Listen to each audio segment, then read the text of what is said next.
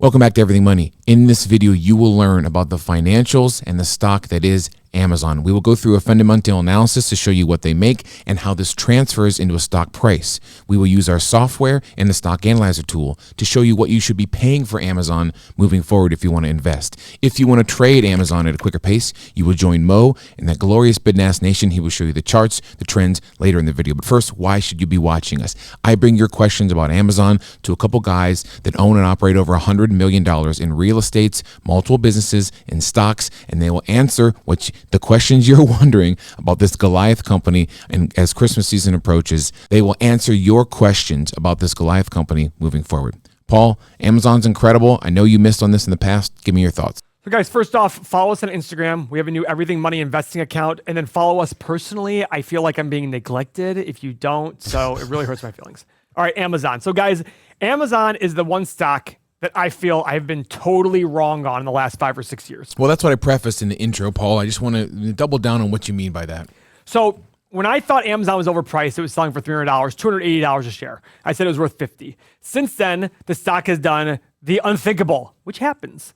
It has just skyrocketed its revenue. Absolute skyrocket. Its valuation now is still not where it should be based on the stock price, but way higher than the 280 and 300 I thought was overpriced. So mea culpa, is that what it is? Mea culpa? That sounds great. Yeah, it sounds right. I don't know. I'm just going to You're part Italian.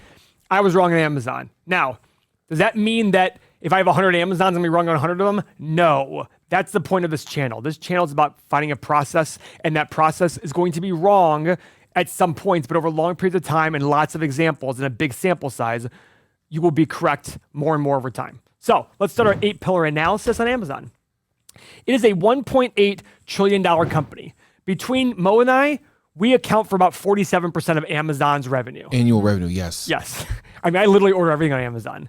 Literally today on the live stream this morning, somebody mentioned a book. I literally went on Amazon, immediately bought it, and it was purchased before the guy even described the book to me. I had my first same-day delivery, Mo, recently. Is it awesome? Just like Tim and I, we ordered that stuff at like 11 o'clock in the morning. By 5, it's on my doorstep. How is this happening? I don't understand. Well, they have these amazing centers they're building. This infrastructure is insane. I used to own 80 shares of this, Paul, so I'm still I feel bad about weeping that. in my tears because I sold this a long time ago. But keep going. So pillar number 1 is the 5-year PE. We want under 22.5. Actually, Seth's first pillar is stop listening to Paul.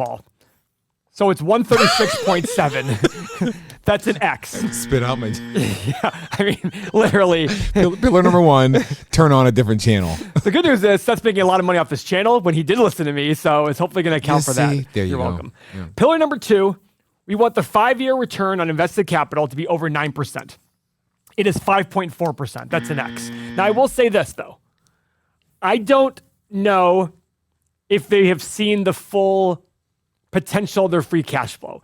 They didn't make money for like 17 years because they kept reinvesting and the free cash flow was not there, but they were reinvesting in the growth of the business. Okay, that's one of the big things that I sat there and said, these margins are so low, even their gross margin, how are they going to make it happen? They made it happen. They got into AWS. I do think that AWS was their savior because they weren't making a ton of money off the selling of crap, right?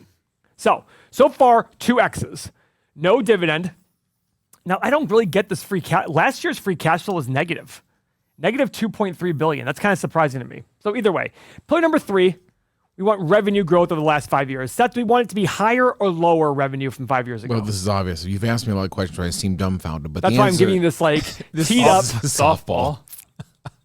I was double checking that free cash, but obviously we want revenue and profit to be growing over the last 5, Paul. Right. So 161 billion 5 years ago, 458 found on our income statement on our exclusive software. That's a massive check. 2.6 times more revenue. To be fair, though, companies with declining revenue are doing better in this market than otherwise. Well, remember, because people overlook companies with declining revenue. They say, "Oh, these companies are dead. They might be good values." Yeah. The free cash is going down. You're right. I mean, the revenue. You mean? Yeah. Oh, no, free cash. Remember, you said free cash was down. I did say that. Yeah. Keep going. Profit growth.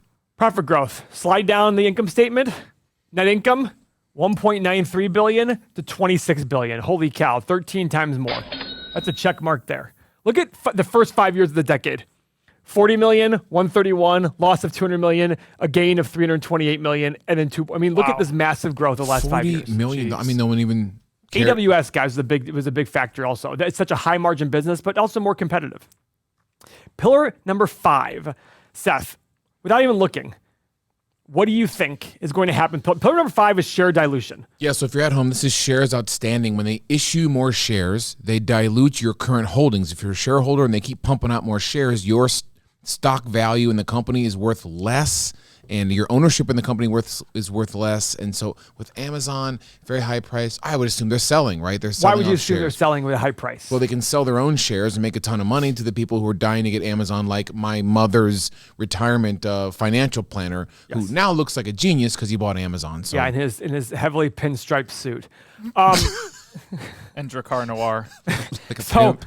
guys, the thing about share, when a company's very expensive, if you're issuing shares, it's a great thing for the company if they're really expensive, because you're kind of like, hey, we're giving away shares that are overpriced, right? It's better than taking on debt, because the debt will be owed at the same price. So if they need $10 billion in cash, they can take on debt. 5 years from now, they still owe $10 billion. But if they issue $10 billion in stock, and 5 years from now, the stock falls in half, they've essentially only given up $5 billion to get that $10 billion, right? Oh, wow. I never That's thought the about it reason like that. why issuing shares when you're really expensive is a good idea. So we scroll down to the bottom of the income statement on our software. We go to the bottom, 481 million shares to 507. So it's an increase. Not by a ton, though, but it is an increase. 10 years ago, it was 452 million shares, now to 507. So about a 10, 11, 12% increase in shares. So far, we have a ton of X's. We have 3 X's and 2 check marks. Pillar number 6 is total long-term liabilities. Let's talk about it, Paul. So guys, every company is like you as a person. The more debt they have, the more likely they are to go under. We want companies that can stick around. Less debt is better for sticking around. Just like you and your neighbor. Same house, same cars, same job, same income. They have 10 million in debt, you have 0. They have 1 million in debt, you have 0. Who is more likely to stick around? You are. That's it. So how do we calculate it? We go back to our main page, and your Uncle Paul puts on the main page here on their exclusive software, the 5-year average free cash flow, $12.25 billion. We multiply it by 5, and we get, let's call it $61 billion. We want their total long-term liabilities to be less than $61 billion. Seth, what do you think? You think that's possible? You're so smart, and I'm not. I mean, We go to the balance sheet on the Everything Money software. We scroll to the bottom. tell me about it. $137 billion in long-term liabilities. 2.5 Double times. trouble. They have alone in long-term lease obligations, $64 billion. So more than just our total long-term liabilities, they have just in lease obligations. Because those buildings, that infrastructure, those distribution centers are Planes. leases. I don't think they own those. The planes? No, not just also the planes too. I don't know. There's a lot of leases in there, and this is part of the 10K in your due diligence. Go understand what comprises those leases. All right. How far away are we, Mo, from Amazon just getting rid of relying on UPS, FedEx? It's closer than we think. They're really trying to become their own delivery. They're trying to not outsource anything in that regard. And keep in mind, they were getting super cheap delivery from those people, and they still said, "We'll do it cheaper." yeah. Pillar Or maybe number it's not cheaper. Maybe they just wanted to control the whole process a lot More better. efficient, maybe. Right. Pillar Like number- now, you drive on the street, I see more Amazon Oh, they're delivery everywhere. vans than the UPS and FedEx ones. They literally tell me when they're a couple doors down the road. Yeah. I get phone calls from them. Every time I get a Seattle phone call, I ignore it. I'm like, what the hell is Seattle? Then I realize they're calling me going, hey, Dick, we can't get in your house. I'm like, just throw the thing over there. I'm like, does it sound broken? Most likely, sir. All right, I'll return it. Pick it up tomorrow. Sounds broken. Most likely, sir. You just sign here, initial here. We'll get the rest of the forms out to you just as soon as possible. What movie? Put in the comments. Of course, everybody knows the movie. Pillar number 7, Paul. So guys, free cash flow. We're going to go to the top of our software. We're going to click the cash flow statement. Free cash flow is the lifeblood of a business. Free cash flow is harder to manipulate than the earnings. Earnings that have SEC rules, accounting rules, GAAP rules, blah, blah, blah, blah, blah, blah, blah. CEOs and shady CEOs and CFOs will figure out ways to manipulate this information, right? That's why I like the free cash flow. It's harder to manipulate. Free cash flow, cash from operations, less your capital expenditures, used for 5 things. They are pay dividends, buy back shares, pay down debt, make acquisitions, reinvest back in the business. So we scroll down. Right after the cash from operations, I've added right underneath here, you're super creepy. Uncle Paul has added this line to make it easy for you, but they actually I go one step further, which you'll see in about 1 minute, about how I make the math easy for you. We have the free cash flow line. 5 years ago was 5.52. Last year was a loss of 2.27 billion. What does that mean again? I mean, obviously cash from operations minus capital expenditures. What did they really do to get that loss, Paul? What do you think? So we can scroll up to the top and we can see what were the big differences in, well, they had changes in working capital of a negative 13 billion. So look at the 5-year average. Look at the year before. They did $25 billion in free cash flow. I'm not worried about this 1-year loss. I'm not worried about that. In fact, I might want to even ignore that. But either way, we got to stick to our process. We then take the 5-year average free cash flow for pillar number 8. We multiply it by 20 to come up with a value. Oh, dear God. 20 times 12.25, call it $250 billion value versus 1.8 trillion. Okay, that's an X. Now, guys, A little bit of an X. clearly, let's go to the 8 pillars tab. I was telling you before about how we make the math easy for you. Please Instead of doing do. all that work, here's the 8 pillars tab. They had 2 check marks. Now, I'm not worried about the cash flow growth. I'm not worried about the debt as much because they have a lot of leases and they're growing. But these are the big ones that bother me. Even the shares outstanding don't worry me. I'd be issuing shares if I were them too. You know what? One thing that Amazon has not done that it surprises me? They haven't split since '99. That surprises me. I mean, you see all these big companies out there that split to make their stock price look cheaper so that you get more people to buy. No, they haven't done that. That's very interesting to me. Yeah, I was having a normal conversation, and they talked about this, the idea of, like, it's just really expensive stock. I know, Paul. Some of these new platforms like Robinhood with the fractional shares, it's very important to normal people trying to get their hands on Amazon when they, you know. And people will confuse a lower nominal stock price for a price that's a stock that's more affordable. It's not the case. If a company, just to explain this to everybody, because this is very important. My brother actually asked me about this the other day. So if 2 companies have a $10 billion, let's make it $10 million value. Both are 10 million, right? One has 1 million shares and one has 10 million shares. This one's gonna be priced at $10 a share. This one's gonna be priced at $1 a share. But guess what? They're the exact same value. It just matters on how many shares they have outstanding, and they can determine that. Berkshire Hathaway is selling for $400 and some thousand a share because they have like 18 shares outstanding. Not really, but the point is, don't focus on the share price. Focus on the market cap. That's what matters. That's the price you're paying for the company. Fools only look at the Fools rush in. Fools rush in. Fools only look at the share price when it comes to value investing. You're not doing value investing. Mo's world of trading, which you'll see soon, is the case. Now, we've looked at this analysis and we've said, oh my God, the stock is overpriced. But let's first find out really if it's overpriced, because a fast-growing company can justify a really bad valuation from the 500-foot view. What we're trying to do is we're going to use our stock analyzer tool. This has been one of the most popular, actually probably the most popular thing on our website. The stock analyzer tool, remember, the future is unknown, and every investment is the present value of all future cash flow and earnings. So our goal is to make assumptions of the future, and this stock analyzer tool will spit out a value for us, what we think the stock is worth. This also helps us see how ridiculous some of our stock prices are. We did a video on Tesla recently. We put in these insane assumptions, and it still came out as overpriced. That's the point. So let's do the same with Amazon. Yeah, this is going to get ugly. First start is years of analysis. I always go with 10 with companies that have been around for a while. You can do between 1 and 20. And we're going to do 3 assumptions, a low, middle, and high. Here are the revenue growth numbers over the last 10 years. Now, one thing that's interesting, guys, is it's actually gotten higher as of late, but it's already a $450 billion company. So, Mo, Seth, give me some numbers for low, middle, and high. And I'm just going to use your guys' numbers. You guys battle it out. You tell me. Seth, you want to go first or second? 20, 25, 30. So just remember, at the low end of 20% for 10 years, that would make their revenue $2.7 trillion in 10 years. So it goes right now, the biggest company in the world does like what, 600. Amazon's basically almost the biggest company in the world revenue-wise. I think Walmart's bigger. They have like 550. So this would make Amazon 7 times larger than it is today. That's not going to happen? Well, I'm not saying it's not going to happen. It's just not very likely. I think I'm going 18, 20, 22. It's probably still high. So you think it's going to be a $2 trillion revenue business in 10 years? Listen, we just did that Apple video, and I said the 2 companies that are going to be up there are probably Amazon and Apple, if it's going to happen. So I have to think in the next decade to 15 years, somebody's going to be doing $1 trillion. So their revenue has 10x'd in the last. The revenue has 10x'd in the last 10 years. Is that repeatable? You tell me. I'm the dummy on the show. Guys, I've been wrong on Amazon. I've been wrong on these. My goal as a value investor is to make very conservative assumptions. So think about it this way: the U.S. economy currently is $22 trillion.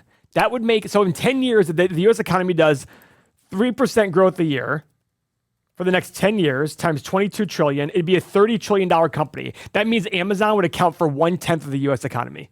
Amazon itself would be 1/10 of the U.S. economy.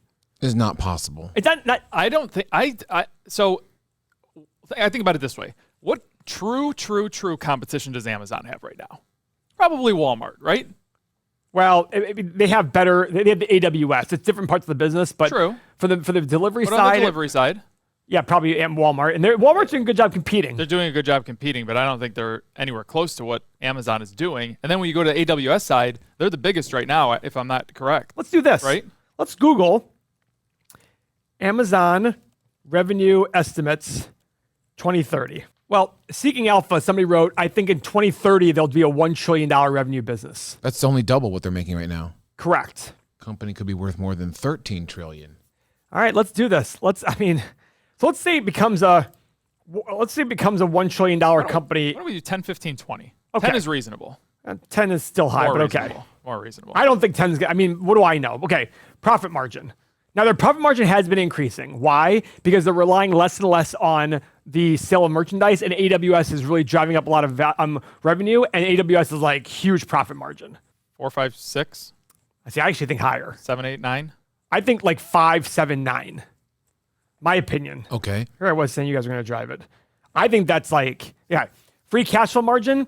I would say let's do the exact same thing, 5, 7, 9. Now PE. I'm doing 18, 20, 22. So guys, this is where we can get a lot of flack. Seth, what do you think about that? I was just thinking, like, say we go back, you always say that large companies, it's harder for them to grow. But I'm wondering if that's really the case for this company. Can this PE stay high? No, of course not. What am I saying? This is stupid.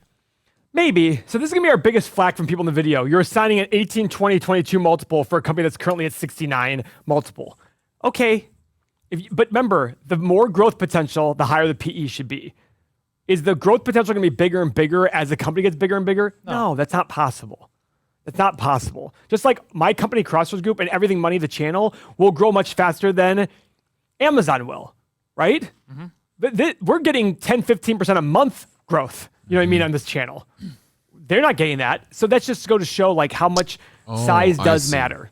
So guys, on this software, the stock analyzer tool, we hit the analyze button, scroll to the bottom, and look at this. So it would take 20% revenue growth at 9% profit margin and a 22 PE to justify its price today. It would take all the high levels to justify the price today. Now, where do I think Amazon's really worth? Really somewhere like in the sweet spot, in between these two numbers. But the whole goal of this, guys, is to show you how much numbers matter in this analysis. Every investment is the present value of all future cash flow and earnings. That's it. For it to justify the current stock price, essentially the company has to be doing how much in revenue in the next, call it 18% growth. It has to do $2.3 trillion in revenue 10 years from now. I don't think that's very likely. Let's Google right now. Largest revenue companies in the US, in the world. Mm-hmm. Right now, Walmart is number one at $566 billion. Amazon's number two. Is it possible? The thing that Amazon has going is the web services. But here's the deal though. So here's the other thing. What percentage of internet sales does Amazon have? It's like 50% of all internet sales are through Amazon. So how much more growth are they going to get from that? How much internet sales growing every single year? That'll grow. But AWS, how much did AWS do in revenue in 2020? $45 billion. It was only 1/10 of their business right now. So that has a lot of growth potential. Yeah. I just don't see $2.5 trillion in revenue happening in 10 years. I just think this is an overpriced company. I'm more in the $1,000 to $1,500 range for me. And you might sit there and say, Paul, you're crazy. You were wrong before. You're wrong again. Very much could be the case. But my job as an investor is to make conservative assumptions, use our software, our stock analyzer tool to make these conservative assumptions and see where they fall. If this resonates with you and you'd like to get a hold of the software behind Paul, he will tell you right now how. So we created the software because our original subscribers wanted to be able to do their own research and analysis without waiting for us to make more videos. So we created the software just for them. What's included is everything you saw here, including our amazing stock analyzer tool. You get 30 years of financial data, access to Seth Moe and I. You get exclusive daily content, 2 or 3 videos per day sent to you only through our software and our mobile app. This software back here is on the App Store and Android, so you can use it on the go. Everything there is included. All the extras, retirement calculator, real estate calculator, everything here is all going to be included in your subscription. But most importantly, if you feel alone out there, which a lot of our subscribers do, they joined our community with over 6,000 people, and now they can talk to everyone around the world 24 hours a day about their own investment ideas to bounce things off each other, talk about things. You're no longer alone in your own island. You can have these conversations with everybody. This is all available for only 90 cents per day. This is a no-brainer, 90 cents per day. If you're just able to either increase your returns by 1% or decrease your losses by 1%, this could lead to hundreds of thousands, if not millions of dollars a year. And you can also fire your financial planner, saving hundreds of thousands of dollars in your lifetime. So sign up, everythingmoney.com or Patreon. Either one gets you access within minutes.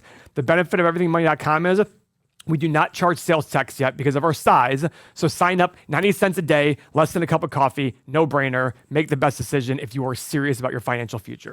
And if you want to trade Amazon at a quicker pace, you can join Mo in that glorious Bitnass Nation, and he will show you the charts, which he'll do now. Mo, oh, sweet spot. What's going on over there? So to me, just because of the price of the stock, it's expensive. There's only one way to trade this. You can swing it if you want to. If you want to go pay $3,500 in swing trade, go for it. But the way that this company is structured, where it gets these long trends going up and down, I think that there's a lot of reasons pointing to why you should just go long term. And right now, you are just consolidating in this area over the past, give me a second, year. It's been just range bound for a year, with the exception of this little pop that happened in the summer. So what would I do? Honestly, I would just sit here and pay attention to this trend, because Seth just said sweet spot. That's what I would do. And I would see if you can get enough engulfing candlesticks moving up and just keep breaking out and try to break out over this all-time high. Remember, Amazon is one of the stocks that drove this market to this level, and it's going to drive it higher if it goes higher, but it's also going to drive it to go lower. So pay attention to this range that I just drew, and if it makes that move to the top, go for it. If it breaks below this 3,300, 3,200, look to go short on it. There are different ways that you can approach this, but you can definitely make money on the downside, and that's a very big possibility if everything turns on you. So if you want to learn how to short, come and join me in the Bitnass Nation. You'll get access to my Trading 101 series, my monthly seminars, which I do a lot of shorting in there. The Discord community, which is 900 people that all want to learn about trading and do know about trading, and we're all going to be on the same page. And you also get access to the Employed Trader series, which is 6 stocks that I go through every single day and help you if you're the working person. Come and join me in the Bitnass Nation. That is our take on Amazon. Incredibly overvalued at the moment, but again, we'll be patiently waiting for this thing to fall into our sweet spot. And as a great company, we could be buyers of this in the future. Just got to hit our metrics. So that's our take. Final thumbs up. Join the community. Watch all of our videos. We'll see you on the next one. Thanks.